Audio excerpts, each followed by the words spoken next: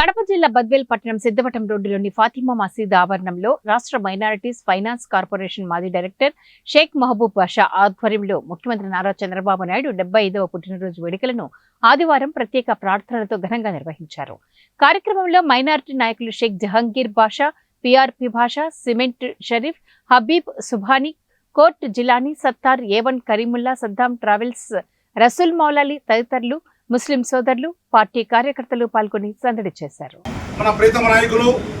ఆంధ్ర రాష్ట్ర గౌరవ ముఖ్యమంత్రి వర్యులు శ్రీ నారా చంద్రబాబు నాయుడు గారి 75వ జన్మదినం సందర్భంగా బద్వేల్ నియోజకవర్గం తెలుగు యువత కడప పార్లమెంట్ ఉపాధ్యక్షులు జహంగీర్ బాషా నేను